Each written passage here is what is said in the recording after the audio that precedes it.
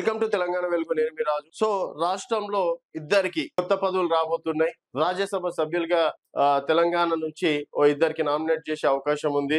ఎందుకంటే ఇక్కడ అసెంబ్లీలో సంఖ్యాబలం కాంగ్రెస్ పార్టీది ఎక్కువ ఉంది.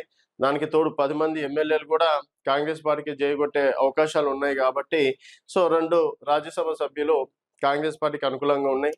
మరి ఎవరికి అవకాశం ఇస్తారు? అందుట్లో విహెచ్ లాంటి వాళ్ళు పోటీ పడుతున్నారు, కాంగ్రెస్ పార్టీ సీనియర్ నాయకులు. తర్వాత మహేష్ ఇప్పుడున్నటువంటి ఎమ్మెల్సీలు అంటే బల్మూర్ వెంకట్ అలాగే మహేష్ కుమార్ గౌడ్ గారు. సో ఇప్పుడు అజారుద్దీన్ గారికి ఇవ్వాలంటే డెఫినెట్ గా ఎవరిదో ఒకరిది ఎమ్మెల్సీ త్యాగం చేయాల్సి ఉంటుంది.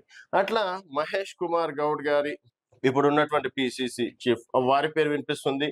తర్వాత కుసుమ కుమార్, 4 జగ్గారెడ్డి, మధుయాష్కి గౌడ్, తర్వాత కొంతమంది సీనియర్ నేతలు, ఇంకా మిగతా ఇవి కేవలం తెలంగాణ వ్యాప్తంగా వినిపిస్తున్నటువంటి ప్రధాన పేర్లు.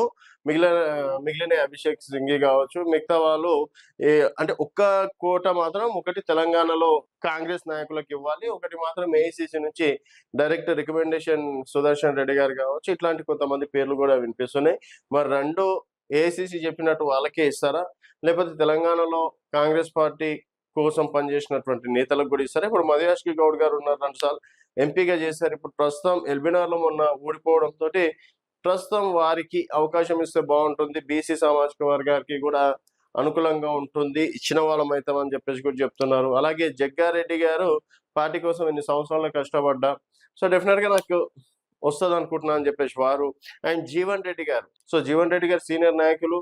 ప్రస్తుతం వారు ఆరోగ్యం బాగాలేకపోయినా జీవన్ రెడ్డి గారు త్వరగా కోలుకోవాలని చెప్పేసి ఆశిస్తున్నారు. సో జీవన్ రెడ్డి గారు లాంటి వాళ్ళకి ఇచ్చినా కూడా డెఫినెట్ గా కాంగ్రెస్ పార్టీ న్యాయం చేసినట్లు అవుతుంది. ఎందుకంటే ఆల్రెడీ అక్కడ సంజయ్ని తీసుకొచ్చి జగిత్యాల రాజకీయాలు రోజు ఒకటి మనం చూస్తూనే ఉన్నాం. మరి మొత్తానికి రాజ్యసభ సభ్యులుగా ఎవరికి అవకాశం ఇస్తుంది అనేది మీ అభిప్రాయాల కింద కామెంట్ రూపంలో తెలియజేయండి. చూస్తూనే ఉండండి తెలంగాణ వెలుగు.